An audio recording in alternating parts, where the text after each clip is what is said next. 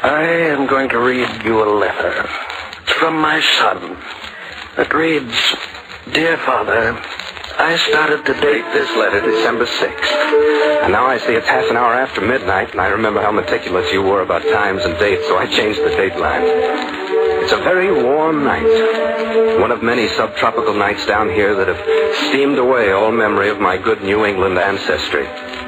Oh, please understand me. I'm not ashamed of the long generations of us who had to break ice from around the wells, but, oh, it's good to be warm and quite alive. And it's about being alive that I want to write you, Father. In your last letter, you made a wish for me. Do you recall? You said that you wished I could have in this, my 20th year, the life you knew when you were 20. And then you filled 5 solid pages with memories of that year. The glorious turn of the century, you called it.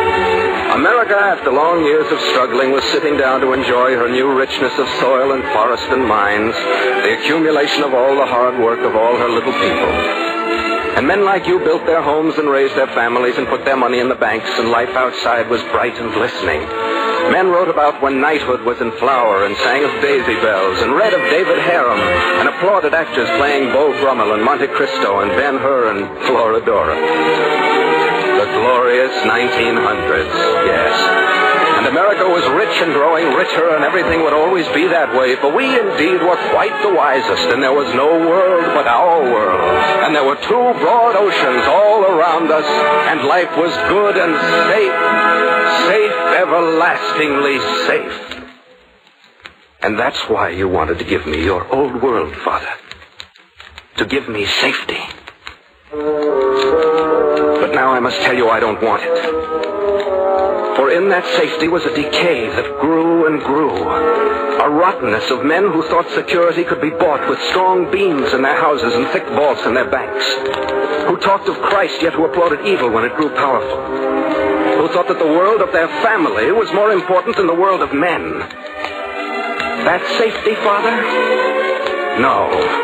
Not at the price of a world where men grow fat and children hungry. Not a world where every 50 years they blast and bomb and burn your churches.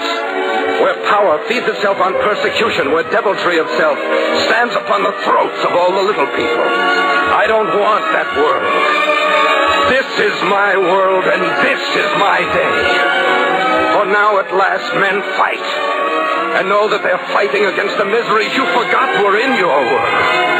Good and evil, clearer than ever before in the history of man, stand facing each other across the blood and tears.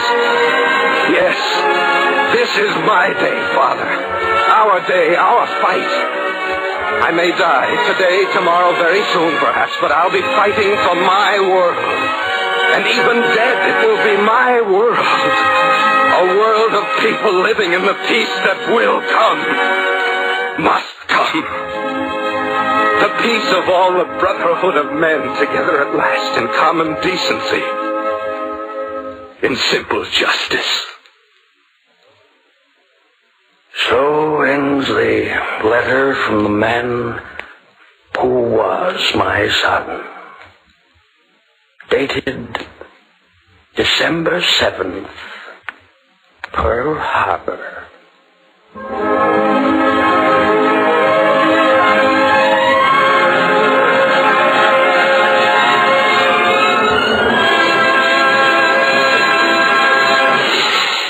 Thank you, Mr. Elliott Lewis. And thank you, Arch Oboler, for the words, and Merrick Wilson for the special musical score.